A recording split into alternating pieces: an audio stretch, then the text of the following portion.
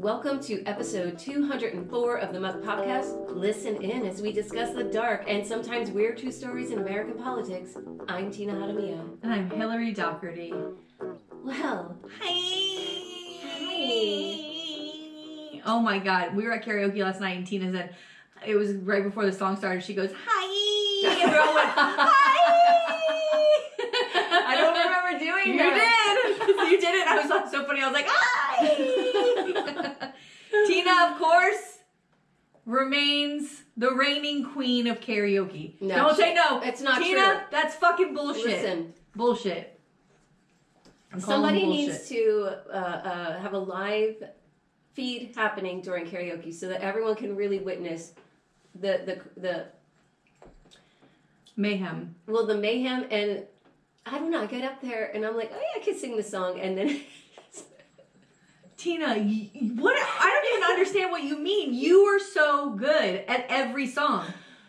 It was so good. All right. I'm going to look at the camera and say that's a lie. But it's not a we've lie. got a lot to do today. All right.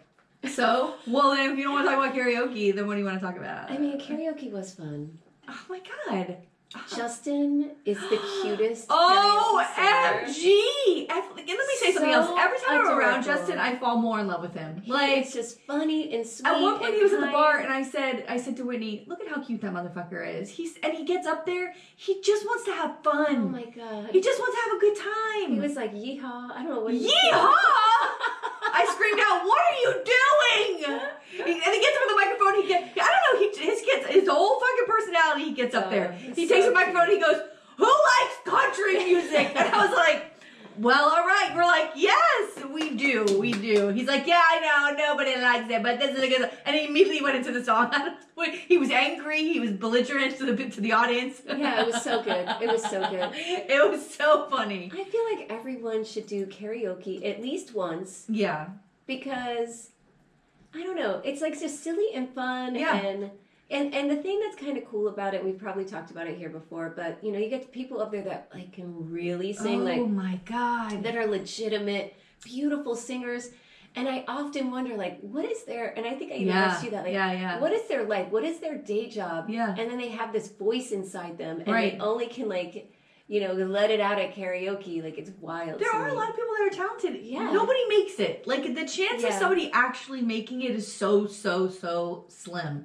So, I mean, look at American Idol. I know. That's what I was thinking when I see people up there singing good. I'm like, yeah, this is American Idol right here. Like, this is, they get to the top 10 and then you never hear from them again, you know? Yeah. I mean, really, even some of the other winners, the only winner I know is that Kelly Clarkson. Yeah. I can't name one. I saw a great video of her. You know, sometimes you'll go to these bigger cities and someone's singing on the street. And so she was in Las Vegas. And this woman was out with her microphone and her amplifier, like with her hat out, you know, trying to get change, singing. And she jumped out of her car and started singing with her. And the woman didn't even realize it was Kelly Clarkson for like, I don't know, a good 2 minutes. She was just singing really well with her. And then she's like, wait a minute. And when you see her realize it is so fucking good. Oh, that is like the cutest. Yes. I have to find this. There's another clip like that somewhere in Ireland. I forgot who the singer was because it wasn't a band that I really know. But this guy, the singer of the band, was out walking his dog, and there was a busker, you know, busker, and he was out with his guitar singing this guy's song. And the guy walked up with his dog and he started singing it with him, and the guy's like, "What the fuck?" Oh my God. Oh, that's good. That's cute. Oh, I love it. I love that kind of like musician story. Me too. Aww.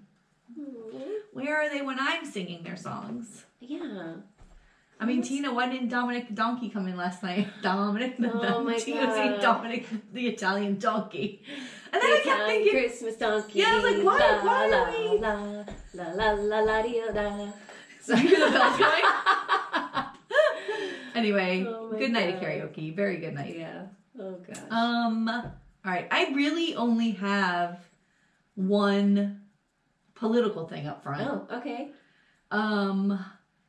So we all know, I think it's really known worldwide that DeSantis and Disney have been in this boxing match that we all know began because when Don't Say Gay happened last year, Disney said, they got a lot of pressure from their employees who are out, like their LGBTQ employees and their allies, saying, you know, you should say something about this because this isn't who we are, and as a corporation in Florida, you should stand up for your employees and the people who come to visit your parks and make a statement about don't say gay.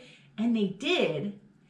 And Desantis didn't like that. You don't publicly go against Desantis. So he said, you know what, we're going to have to take a look at this Reedy Creek redevelopment board that you have. It was a whole separate governing board. Disney had their own governing, their own police department, their own fire department, they do their own water and sewer. They run themselves like their own little like state almost. Yeah. Which was an agreement that was made with Walt Disney, you know, 50 years ago or something. So Disney sues Desantis because Desantis basically dismantles Reedy Creek, and they sue them in a federal court saying this is a violation of our First Amendment rights as a corporation to have freedom of speech. Right. And it's a very clear line. And it's retaliation. That's right. It's a very clear line from this to why this happened. And it disrupts their business. It disrupts their being able to build and create jobs. Remember, Disney pulled all those jobs out of Orlando and kept them back in California? Like they were going to build a whole other office here. Can you imagine the money we have lost because of one man's little tiny ego? Yeah. So now this week on Tuesday, fragile ego. Desantis, who's, you know, the lawyers that Desantis is paying we're paying for. Yeah. The state. It's you know, he's suing Desantis, they're suing the state. And so Desantis asked the federal judge on Tuesday to dismiss this lawsuit. So I guess we'll find out soon if Disney, they have a leg to stand on. So I don't know any reason why a federal judge would throw this out. There's a very clear case here. This isn't going to it's not rocket science, you know? This is the things that are happening in this country. You know, Trump saying he's going to be, you know, dictator for a day. Just a day. You know. And so he could take care of all his business and retaliate. Like, this is what we've become as America. It's disgusting. But even with this case in particular, like how much time has been wasted, how much money has been wasted just to make a political point. I would love to see the bill. And also the work that could be done instead of. Like when I hear stuff like this or you see stuff like this, what could that money have gone towards? You know, I don't give a fuck about FSU. I don't care about football. I don't care either, I honestly think it's the dumbest thing I've ever heard of. I understand. I have my weird obsessions too. I do. But it's not consequential to anything. This is the FSU not being in the fucking tournament. I know like diehards and people are like, this isn't fair. The world is still going to spin. Who gives a fuck? You know who gives a fuck? Desantis. Rick Scott put a letter out. We're going to investigate this in the United States Senate, in Congress. Desantis has Ashley Moody. He set aside $1 million in their new budget for 2024 to sue or whatever, some college, whoever makes these decisions. They're going to go after them because FSU wasn't in the fucking thing. This is the shit that's pandering to these stupid voters that DeSantis is doing. And these are, and again, like, is it messed up what happened to FSU? Like, unfair? Okay. All right. But we have bigger fish to fry. Yes! And if your vote is only going to be because of football. And people are losing their homes. Yeah, when homes are on the line. And by the way, it's a pretty rainy weekend right now. It's windy and rainy, as if it's a hurricane. The wind and flood warnings all weekend because of 3, 4, 5 inches of rain. And we have no infrastructure. Expected 3 inches of rain, maybe flooding. What? Yeah. So yeah, let's talk about fucking dumb FSU. Who gives a fuck? But the huge deal that DeSantis made all last year about Don't Say Gay and Disney, he used it to run for president. He's using it on I will not let woke corporations. Yeah. I'm going to go after woke corporations. And now he doesn't want that lawsuit because it's not good for him. You know, but when it was convenient, he'll pick on you. Right. But then when it's not convenient because people are like, why are you fucking with Disney? Republicans are saying that. Like, why are you doing this? You know? Then all of a sudden we want it to go away. Because it's not positive for him. Which I don't know how you don't see that when it's happening. How do you not know that? Fucking jackass. Well, my only thing from this week kind of it stems also from the attack on the LGBTQ community here in Florida, and we had a local high school in Broward County who was fined $16,000 by the Florida High School Athletic Association because they had a transgender girl playing on the girls' volleyball team. And the girl now is also prohibited from playing on any sport, regardless of gender, for an entire year. So they've punished a kid. Is it 1 or 2 years? I believe it was 1 year, for 1 year. They punished the kid, and then they're finding a school that $16,000 for, I don't know how all the different the districts work in other states, but the way that schools get money down here is based on your grade. And if you're an A school, you get money, you get a lot of money, and a B school less, and so on down the line. And so if you're like a lower graded school, like you already are underfunded a little bit, and this is a school that isn't like this isn't like one of our big top, public schools down here that everyone's buying to get into, no disrespect to that school. Like, it's a good school. I'm just saying, like, it's not like a Parkland that. So you're saying they don't have the money, swimming in extra the money, right? And now you're gonna hit that school with $16,000.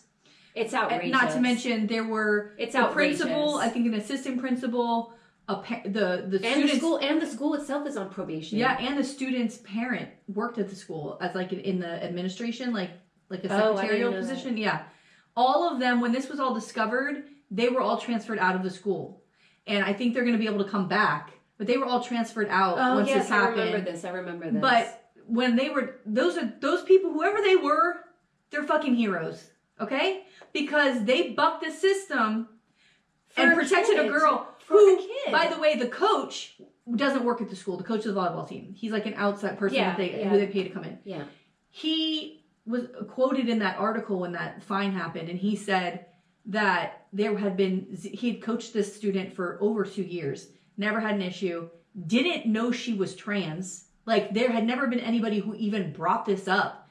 Like, that's why the principal and the parent was just like, we're just going to allow this to go, because that student was involved in a lawsuit already. That student and her family was already suing the state because of this law. Wow. So that she could continue to play.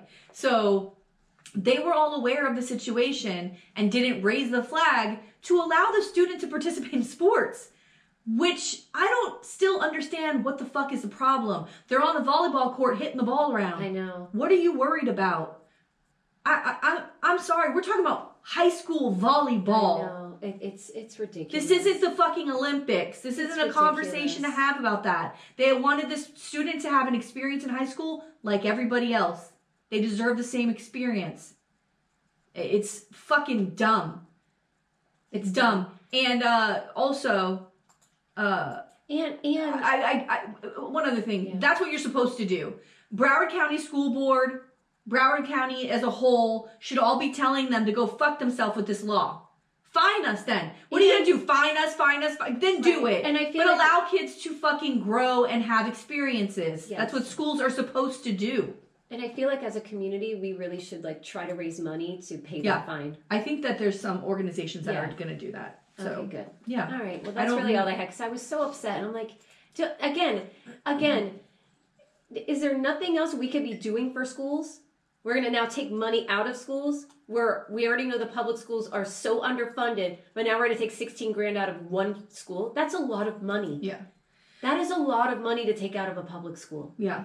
So I wanted to tell you about an episode of Mark Maron, WTF with Mark Maron, that I heard. It's episode 1466. It came out a few weeks ago, but I just listened to it this week. The guest is Jeff Sharlet, Sharlet. He's an author, like a writer, and he's a professor at some school in Vermont. And anyway, he wrote a book a few years ago called The Family. And it was all about these, how the religious right had shifted from how, instead of going like working from the poor and going up, they said, no. What we need to do, like all these religious right people got in the same room and was like, we need to start with the rich and the powerful and then move down, right? Like get the people in power. So part of this group was like part of the grooming to become elected officials was Mike Pence is like the most famous one of Part of the Family. It's a documentary that I think is on HBO. It's really good. And then he was doing research about this movement, and one of the people in it was that South Carolina governor who I covered on the podcast, who was caught in the in South America. Oh. With his girlfriend? Yes, Mark yes, Sanford. yes, Mark yes, Sanford. yes. Okay, I covered him on the podcast. So where he went on the trail. Yes. He's like, I'm on the Appalachian Trail. I'm out hiking, but he was in South America fucking his girlfriend. So as he was doing research for the book, all these guys were starting to get into sexual scandals. And he's like, what the fuck is going on here? And how it would be covered up, or how it would, how they would help these. Okay. So the hypocrisy. At the time, he said in this interview, it bombed. The book bombed because people were like, oh, at the time, it was too early to really see what was happening. But then now we have seen it, all of this unfold. It almost predicted this all stuff. I might have to read this book. So he was talking about when he was writing that book that he was doing a lot of interviews, and a lot of people were saying we're moving towards fascism in this country, and he was like, I can't, in good conscience, even say that. I don't even want to say that word. And he had come on Mark's podcast, and Mark's like, fascism, can you see it? And this guy's like, no, I can't do it. So he just wrote a new book. You have to listen to this interview. It's an hour and 45 minutes. It is the scariest shit you will ever fucking hear. And when you talk about wanting to get your your dual citizenship, the second you finish the interview, you will be online getting your shit. We have to get out of here. And I know hearing that, if you're not paying attention every single day. And what is the new book called? The new book is called The Undertow. And it's called, it's called The Undertow, Scenes from a Slow Civil War. So he has been covering and researching and doing these things with these churches who say a civil war is coming, with the rise of Trump, with the rise of all these other things. My husband talks about this all the time. He talked about, Mark said something I thought was so interesting. He said, we have not as a country, as a people, but even in the world, really dealt with the trauma of COVID.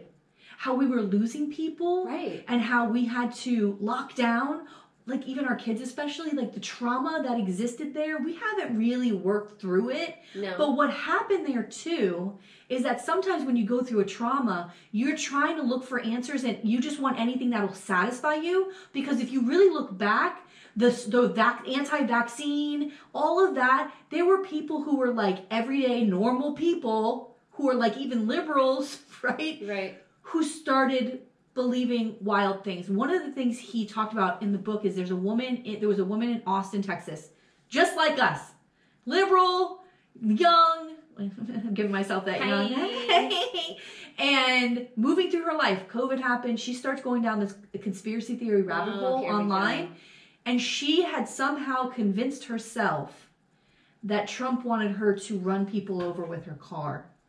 What? And she started hitting people, and of course she gets arrested. But she was this perfectly normal person moving through her life, and who went down this rabbit hole. But so he's driving through the country. He'll go through Kansas or whatever, and he'll just go through these small towns on a Sunday, pull into a strip any day, average USA strip mall where there's a church, and there's a reverend or a pastor who's very charming, and you go in there, and he identifies himself as a journalist or whatever. And they let him stay, and they try to talk to people in the parking lot, and they're just a civil war is coming. It's coming. We're armed. We're ready. And he's like, when do you think that's going to happen? And they always say when they come for our guns, and he's like, all right, well, we're fine because we know they're not coming for the guns. Right. But now it's something else. Election. It's going to be this election. Now it's something else. So now he does say we are moving towards fascism, and he said the closest thing we have to a fascist state right now is Florida. Wow, get me. And how he thinks that Trump will probably win. And I think so too. Yeah, and I have this feeling. What happens then, and because also we are so what's it called? Immune to violence now. The way that we see the shootings. Right. There's another shooting. It's not when it's going to happen. It's if it's going to happen, it's when it's going to happen. Like you said, when you go to school, you're who knows when it could happen anytime. Right. The same thing with we watch on January 6th. Like I talked about last week, that's not normal. And the fact that we have people who have access to the camera, public to news feeds, who are saying that wasn't a real thing. We have desensitized and become immune to violence. So when violence starts to happen, what happens? And now there's a movie on Netflix that I watched last weekend. It's a new Julia Roberts, Ethan Hawke movie. Oh, I heard about this. Oh, Tina, you'd freak out. It would freak you out. It's called Leave the World Behind. Tina, you and your husband should watch it together. Like, it is incredible. And it's a peek behind what could happen. My husband and I, this week, we're having these conversations, and I think we've talked about this on here before, that it's like, what do we do as citizens? And, Thoreau, went to jail back in the day because he refused to pay taxes, because he said if taxes are going to go, to support things like slavery, that's not where my money's going. And that was his form of like civil disobedience. So he's like, my husband's like, maybe we should all just say, we're not paying taxes to support this government. If this government is doing X, Y, Z, my money's not going to it. And then what happens? Like, if everyone, or not everyone, but the popular vote people just don't pay their taxes anymore. I mean, sounds like a good plan to me. I mean, they can, but they'll, you would need a real collective of people who are not afraid of any of that. Right. But he's talked to me too about Civil War, and like, I think about this, and say there is some kind of civil war that happens, and our children are coming up to an age where they'd have to go. They would have to go. And I don't know if I want my children's life for what this country has become. You know what I mean? Yeah. I mean, I just think that, like, when you look at... I don't know. So, I was going to talk about this in the wrap-up, but I'll just mention it here briefly, is like, when you look at what's now going to happen, like, we can stop all of this. Right? We can hold the person accountable who is trying to drive this country towards fascism more than anyone else and has a good chance of doing it further. And that's Donald Trump. But, his crimes during his presidency he might not be able to be held accountable. Like, presidents committing crimes while in office, it is now Jack Smith, who's trying him in D.C., had to send a request to the Supreme Court this week, asking them to quickly make a decision quickly. They have, which has happened before in Supreme Court, where they say, please make a decision. Yes. To say that a former president can be held accountable for criminal actions while president crimes. And I get it, because but the Supreme presidents Court have to make decisions all the time, right? And so I understand that, like, but calling for an insurrection. Yeah, no, this is not for government business. This wasn't government business. Yeah, he's a self-serving maniac. Yeah, he's trying to overturn the government. He's against the United States. and us as a people. So, but this Supreme Court, this one that he stacked, that he handpicked, is going to make that decision. And Clarence Thomas needs to recuse himself from this case. He needs to recuse himself. His wife is involved. She's directly involved with January 6th. So when you think about it in that way, and what do we have? What are our chances? I don't want to take my chances here. So I'm going to also look into, how do we get the fuck out of here? Get out? Because this is a shame. And I have to say, I hate when people say that. I know that if you don't pay attention to politics, if you don't really see like what's happening, this all sounds crazy. Yeah. Oh, you're going to leave the United States? I'm telling you, I don't know what other options we have, and I'm not about to be one of the people who's going to be a guinea pig in all this. Yeah. No thanks. And neither are my children. Nope. No. I think about states like, another thing he said was like, these just militias, they're fucking everywhere. They're everywhere. And also how the evangelicals took him in with open arms. Because, that's God the always... disgusting thing I've ever seen. But the way they justify it is fucking wild. Oh, no, he's handpicked by God. He's a flawed human being, and this is exactly who God would send to save us, because he's flawed. And even though he's flawed, he made it to the highest, seat in the land, and that's a perfect example of somebody who Jesus would use, but the Lord would pick to lead us. First of all, you're basing things on a fairy tale. Well, you can't get into that with them, Tina. That's like, you can't. Two other things. Last Sunday I went to Rob Elba does this Dan Hosker music continuum. I told you about. I think I might have told you Yes. about that, about his friend who passed away, Dan Hosker. And they've been doing it for, I think this is the 11th year. Wow. I gotta tell you, it's such a community of love, these South Florida bands, and they've been around forever. So like everybody's older now and still playing music. And I talked to this one guy who his band played, and he came off, and I was like, I took video of it, and I wanted to just get the name of the band right.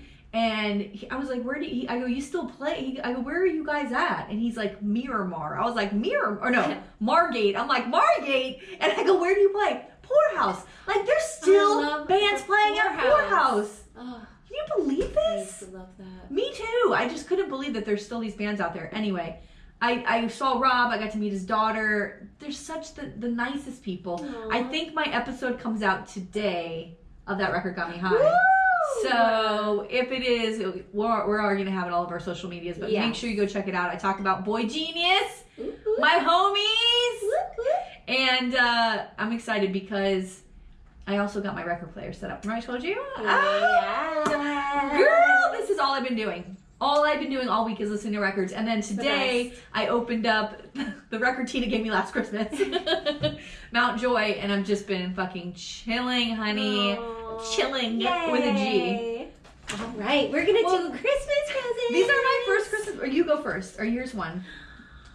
I'm so excited. I'm so excited for Hillary to open her present. Oh. Okay. Ooh, and it's so cute. And I found tape. I was worried I wasn't gonna have tape. Me too. At 1:30 in the morning, I was wrapping your present. Oh, I did it. I did yours this morning. Wait, I can't see. All right, you might have to take it out of the bag. I can't. I'm blind. Oh, here at the top here. Yeah. Oh, here? Yeah. I feel like I'm gonna It's inside there. I'm gonna break something. You're good. What is this?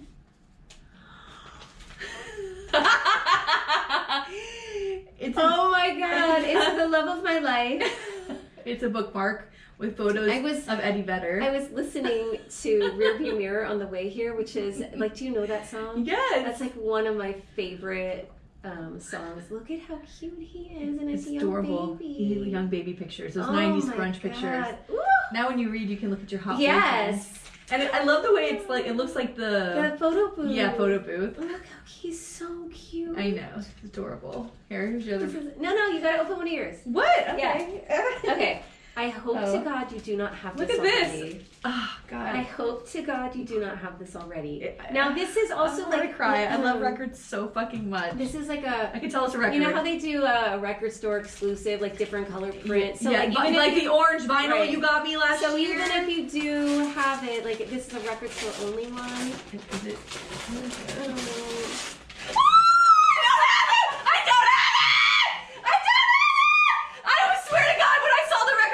I hope she got me Boy Genius. It's fucking Boy Genius. Oh my god. Bitch, look at. Support your local record store. Oh my god. Clear vinyl. Tina, look at my friends. Boy Genius. Oh I was so excited. So I was like, look at her. So I go to this record store all the time. And oh my god. I was, I had found like something, and then I was like, they have to have Boy Genius somewhere. Oh my and the past couple God. of times I went, they did not have Boy Genius. And then I said, I'm going to go one more time. And then they did. And I was so excited. Look at this. Now, so here's a prediction that I know will come true. I will be laying on the floor in my living room listening to this crying all afternoon. You're not supposed to cry unless By the it's way, Tiny crying. that's a good afternoon for me. That's a happy day for me. Tina, this is the best. You have no idea. Yay. I was so excited. So I don't know if you guys have seen Hillary's social media, but when she put her record player together, it was just like record after record, and it made me so happy. Well, just Tina, to see the joy that she, was having from having her record player back, and so. Well, Tina, I put the stand together, which it took me about an hour and a half because the instructions were like, you need 2 people, and I was like, bitch, it said 45 minutes, and I'm in the middle of it. I'm like, yeah, I need a fucking person here, right? But I put it together. I've set up my new record player and the speakers, which I've never done with the little wires. Yeah. I'm like, I don't know what the fuck I'm doing. And I the first album, of course, I wanted to play was Phoebe Bridgers' Punisher, but I didn't want to fuck it up. Like, what if it doesn't work? So I put on an old Cat Stevens record, and I took a video. I sent it to Tina, and I was crying because I had done it all by myself. But so cute. Gave myself the gift this year. Oh my God. Good for you. Yeah, here you go. Oh my God, boy genius forever. Boy genius. I'm just so excited. Well, you know, I have to give Tina coffee mugs. That's my jam with Tina. But this one, baby, whoo, it takes the cake, honey. Listen, I love all my coffee mugs. The bear. What else? I think I give you Satriel's. I have it all. Well, now I have my holiday cup set. Oh, that's nice. But anytime people come over to my house, like everybody gets a different mug. Nice. What about this one? My husband's gonna steal this from me. This is mine. It's Uncle Baby Billy. Uncle Baby Billy. But look at the pictures of him on Freeman. Uncle Baby Billy Freeman.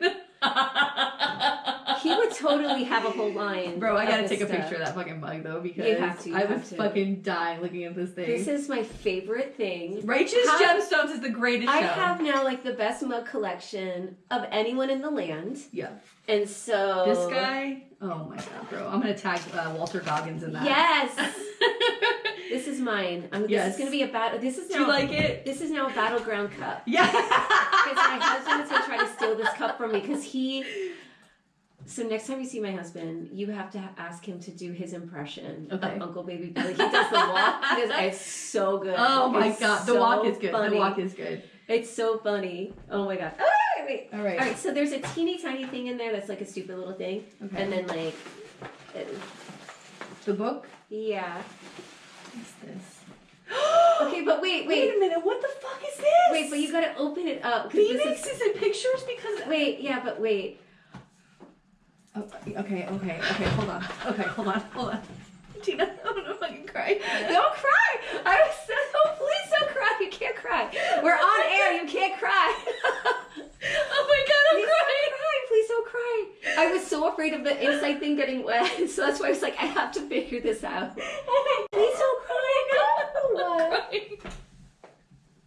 Please don't cry. Oh my God.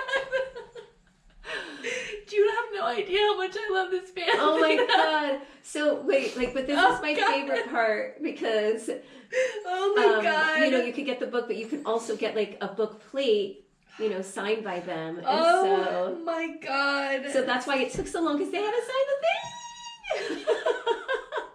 It's a card with Phoenix. They signed it. Yes. And then you can stick it on the inside. Oh my God. It's got like a little sticker back. Tina. Isn't it a beautiful book when you flip through it? Oh my God. It's like all their like...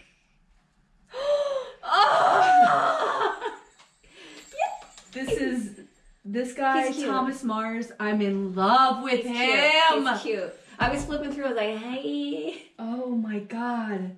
Tina, what the fuck? I just... I can't. This is the music gifts year. Oh my God. Wait, but then there's a little stupid something. Oh God, I can't. Another thing? No, it's just a little something. Wait, is it falling out? It's teeny tiny.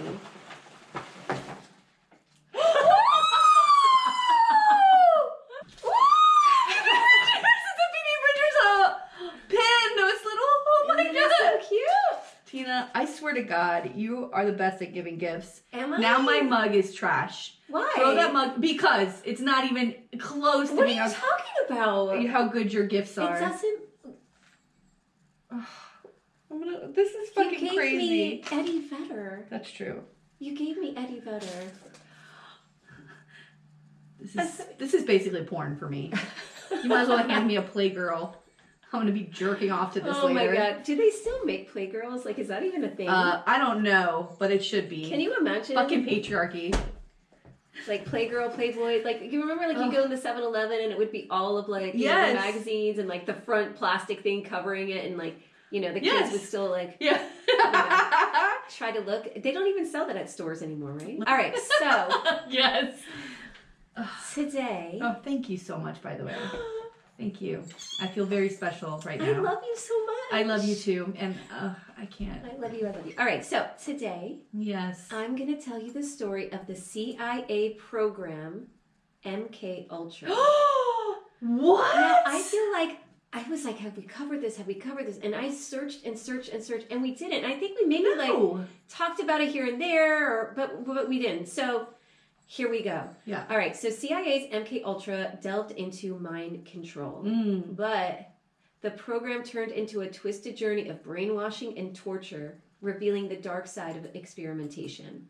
So our story takes place in the 1950s. A lot of it took place in in Fort Detrick in Maryland, but the experiments took place like in universities, like labs, like in the USA, outside of the USA, like they were just happening everywhere at the time. So a little bit of background. During World War II, the Nazis, as we know, were doing all sorts of awful experiments in the death camps. And in an interview on NPR, historian Stephen Kisner claims that the CIA not only did a continuation of those experiments, but they even hired vivisectionists and torturers from both Japanese and Nazi concentration camps to essentially share their research and techniques so that they could continue their research. Oh my gosh! Can you imagine? I did not know that. No. It's disgusting. And a vivisectionist, because I was like, I'm not sure I know what this is a biologist who cuts open live animals for research purposes. Oh my god! And then like they were doing that to people. No! Yeah. So the purpose of these experiments boiled down to mind control. And some of the things they used for that were hallucinogens. And since the Nazis were playing around with mescaline and other hallucinogens, the CIA ends up hiring those doctors as well at some point. Can you imagine that they hired Nazi doctors who were hurting people so that they could learn how to hurt people? It's so insane. It's insane. So the CIA director at the time was Sidney Gottlieb. And before I get into the experiments, I want to give you like a quick bio on this guy. So according to his obituary on the New York Times, Gottlieb presided over the CIA during the Cold War. He was also part of the efforts to poison Fidel Castro, which we talked about. Yes, that was a great episode. And that was back in episode 75. The CIA hijinks episode. So good. You have to listen to it. So Tina's funny. story. It's so good. So, but he's most known for his work with LSD. And he basically is the guy that brought LSD like to America. Wow. Yeah. So here we go. So it's not so far-fetched when they say the government like flooded places with drugs. No. Right? I mean, to fuck with communities. Yeah, no, they brought it in. Wow. So, the major incident. So, throughout his quest for mind control, Gottlieb essentially dosed Americans with LSD. And the thing is, some of these patients agreed to take it, right? Because if you sign up to do an experiment or be part of a research study, like I just did my last. I'm part of a research study. For the cancer because they're like you're the control group and this group and you don't know what group you're in and we're going to inject something and then they have to do these measurements and so I just went in every time and all they did was like measure my arm. They measured both your arms to see like I guess for like lymphedema like swelling and things like that and whatever and you go in once a year. And so like, but they tell you like, this is what the research is about. And it's all of this paperwork and you sign off on it because you have to know as a person. So were they doing that? Were they telling them everything? No. So some of the patients were like, sure, I'll take the LSD, but they were lied to many, many times about the purpose of the experiments. And other people who were dosed were people who couldn't really fight back. These were folks, of course, coming from marginalized groups and groups like sex workers, drug addicts, prisoners, and folks with mental illnesses. Prisoners, yeah. So another article gives more detail in saying that one group in particular was from a state school for mentally ill boys. Oh my gosh. And then another group where they were sexual psychopaths from a mental hospital, and then they even were dosing American soldiers. Yeah. Oh my gosh.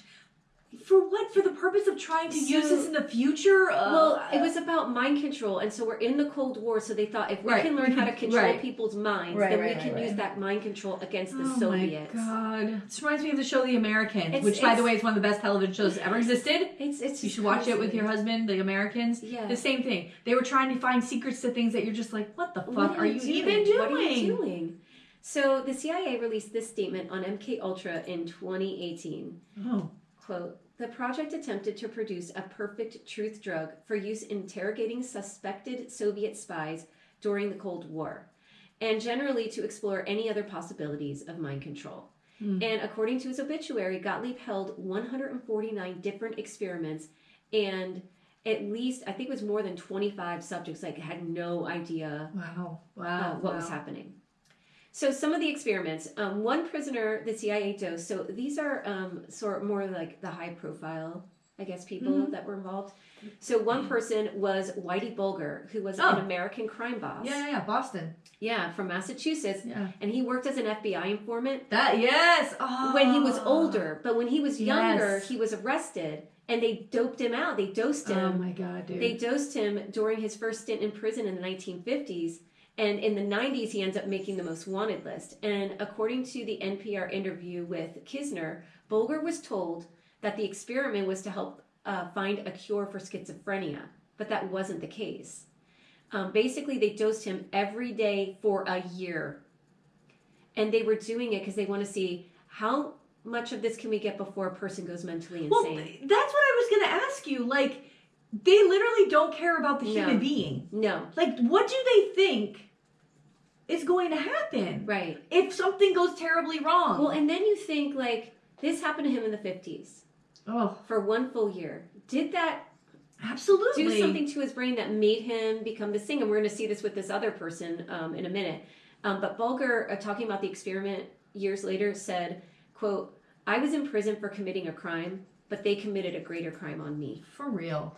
And he was talking about, he's in there and, walls are bleeding and, shit's going crazy. Yeah, you can't get out. No. Oh, Jesus. So, and according to an article in El País, I am saying that wrong. I apologize. Sorry. We got 3 hours of sleep, people. Okay, I'm 3 tired. hours of sleep. I'm tired. Another subject was a U.S. Army biochemist. So this is someone that was working for the Army, was a biochemist. And he was a biological weapons researcher, okay? And his name was Dr. Frank Olson. They decide to dose him without telling him. They just, remember the Ken Casey and the Kool-Aid and you'd go to those parties in the 60s and you don't know, you drink a cup, maybe you're dosed, maybe you're not. And that was kind of, he was kind of part of all this too. But... of getting acid from the government. But jeez. So they don't tell this guy. And a week after the dose, he took his own life. Oh my God. By jumping from a 13-story building. Oh my God. And his family explained that Olson suffered from suicidal tendencies, and they believe that the LSD heightened it. Yeah, they exacerbated the situation. Oh my God. Because, maybe you should take someone's, medical history or have a sense or be honest. Can you believe that? That's incredible. So another victim was Ted Kaczynski, Ooh. the Unabomber. Whoa. So Ted Kaczynski, we know, was this brilliant guy. He went to Harvard at 16, and a professor there allegedly experimented on him, and some wonder if that impacted his psyche enough to turn him into what he became. But there's no concrete evidence that any LSD was used or if it was just other types of mind control experiments that they did on him while he was a 16-year-old at this university. But so he was experimented on for 3 years. And they don't have to get parents' permission when someone's 16? That doesn't seem right either. Who knows? According to the Washington Post article, Alston Chase, who wrote a book on the Unabomber, believes that the experiment and his studies there, the studies, what he was studying at Harvard, along with those experiments, made him into the Unabomber. Wow. Isn't that wild? Well, also, he's obviously a genius. Yeah. And sometimes that borders right there on a little bit insane, and he just needed a little, what I mean? 3 years No, it's bad. That's what I mean. He's already brilliant, and he's I'm being, Oof. So Kisner also talked about the secret detention centers in Europe that Gottlieb set up under the CIA. These are detention centers that were not under the U.S. jurisdiction of the law. And there, they would torture enemy agents to essentially, quote, destroy the human ego. Oh my gosh. Some methods of torture were electroshock, temperature extremes, sensory isolation, and then hitting them with question after question to try to break them. And basically, again, it's like this thing about how far can you push someone until their psyche breaks. Yeah. So that they can understand, like, we could push, and like, here's the limit to try to mess with someone. And aren't they using these sort of techniques when they were doing torture on, yeah. So you're going to like this one. Ooh. There was a little side project under MKUltra that was called Operation Midnight Climax. Now, according to the wiki page, the operation involved brothels created by the CIA to lure in unsuspecting men, and then they would dose these men, come on. Okay, and observe their behavior behind a two-way mirror. So these guys have no idea. They're like, and then all of a sudden shit is melting everywhere, and they're in a room. They thought they were gonna fuck, right? And like the people behind the mirror are like taking notes on what's happening. Oh my god! Can you imagine this? CIA is ruthless. Can you imagine this? Ruthless. So according to a How Stuff Works article by Patrick Kiger on the operation, it was essentially done to see if the combination of mind-altering drugs and sex would make men more susceptible to revealing government secrets. Wow. And they even paid sex workers $100 so these are people who worked for the government. Bring men in. Wow. And then a lot of these men, I think, like didn't say anything because like they're there in a brothel. Right. So, oh man. Yeah. So the rooms were bugged with cameras, two-way mirrors, microphones, and more. And again, the men had no idea. And during the 1977 Senate hearing that ended up happening because of all of this, like years later, Gottlieb testified, quote, "The original intention was to have a documented sound movie, you might say, so that we might know something about the behavior of people when they were administered these drugs." And I mean, the thing is, this isn't like just giving someone alcohol. This is a mind-altering substance that could really scare somebody if they didn't know what was happening to them. And all of a sudden, they're like, wow, this is in a puddle. Yeah. Like, I don't know what's going on. And you start having crazy what I thoughts. imagine? Like, that's so scary. I imagine, remember that scene in Ghost when the evil spirits were chasing that one guy through the streets? Yes, and he seems insane because things are happening and he runs and he fucking jumps. I think he falls. Doesn't he fall or something? And yeah, that's what I imagine you start feeling like. Yes. Out of nowhere. Yes.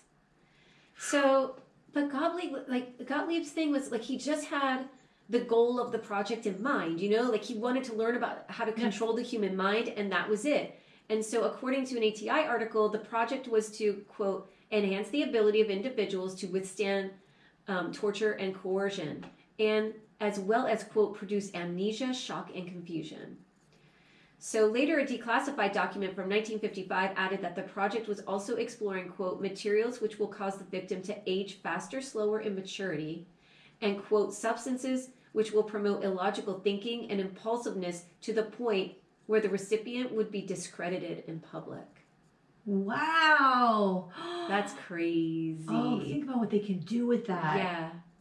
It's crazy.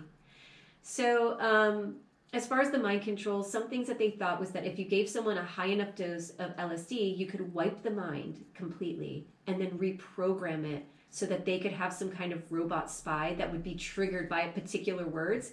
This reminded me of Naked Gun. Do you remember Naked Gun? Where it was like, they're at the baseball game and it's like, you know. Yes. And she's like, must kill. Yeah. You know? Like, this is what it's reminding me of. Right. Like something ridiculous like this. Isn't he in love with her or something? Yes. Yeah. So basically, how did we know about all of this? Because it happened in the 50s, but like things didn't come out till the 70s, and it was thanks to journalism.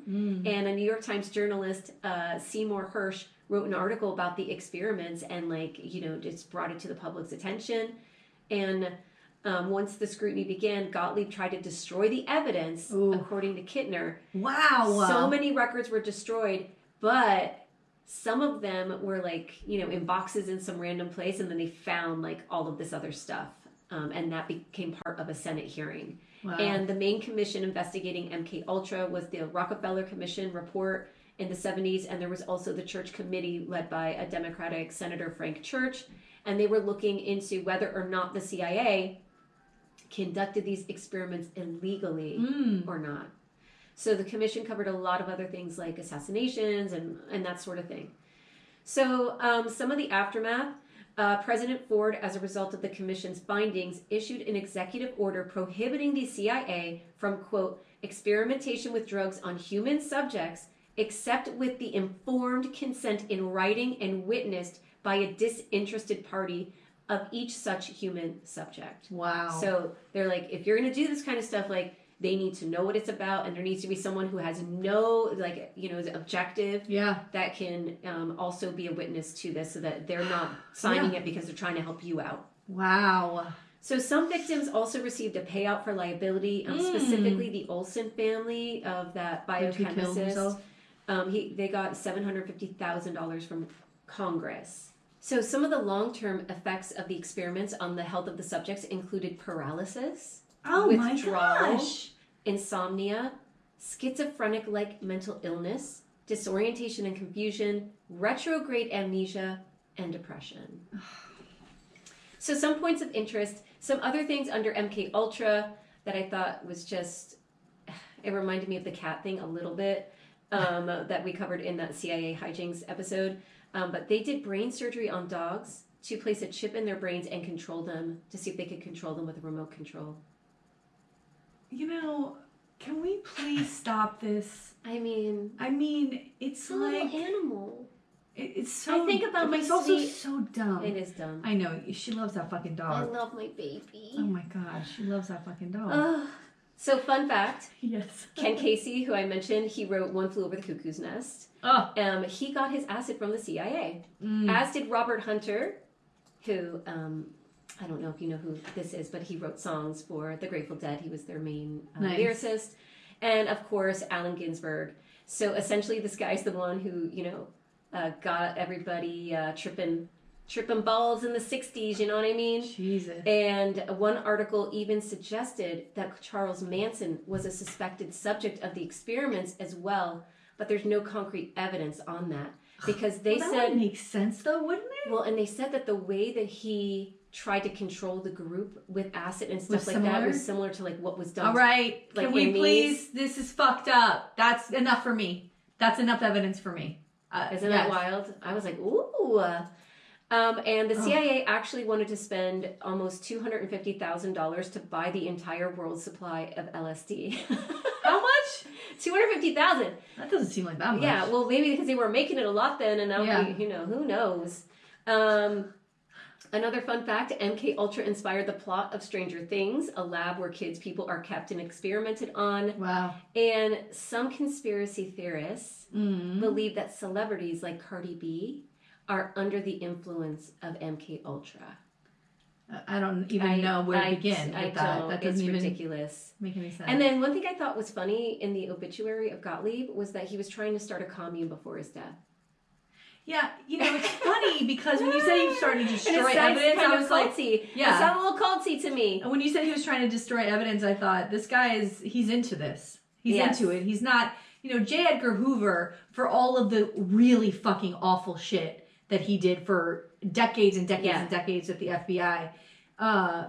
He really thought he was doing this for the country. Like he thought he had to do whatever it takes to protect the country. This guy just sounds like he was having a good time. Yeah, this is he was almost enjoying it. This is cuckoo magoo.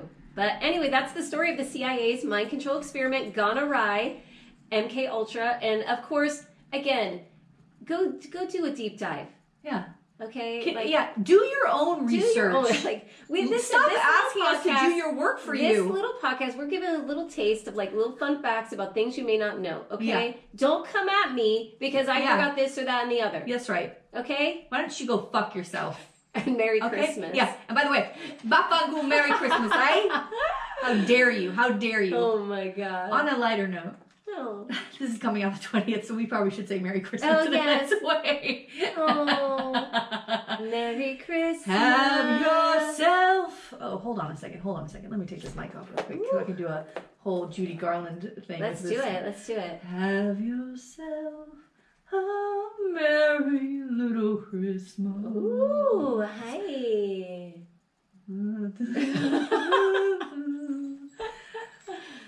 I'm out. Like a shining star. I can't do it. You can't do it. And have yourself a merry little Christmas. Time? Sure. Time. You know what? You're welcome. Don't say I didn't give you guys anything for Christmas. I just gave you the greatest song. Gift that you could ever have. When at that karaoke, when someone got up and sang Christmas songs, we all went fucking nuts. It was the greatest. And I don't even care what it is. Sing me a fucking holiday tune. I'm here for it. I love it. And I need it. All right. So we are about to record our wrap up, which will come out the 27th.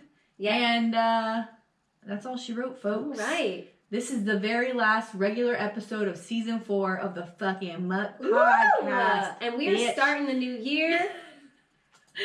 Yeah, we are. Starting out that new year. Girl, let's get it. Back to the OG. We are Thelma and Louise. We are back to the OG. Thelma and Louise is the name of this episode because we're about to go. Yep. You ready to go rob a bank and fuck Brad Pitt? Well, I've got that Brad Pitt on the side of the road. My God. Except he's not stealing my money. God. My pennies are my pennies. Like I heard on Catfish. I heard on Catfish last week. So they said to the guy, "Have you been sending her money?" He goes, "My pennies are my pennies." Oh. And I said to my daughter, "That's the best quote I've ever heard on Catfish. You're not taking my money." Oh my God. Brad Pitt. Ooh.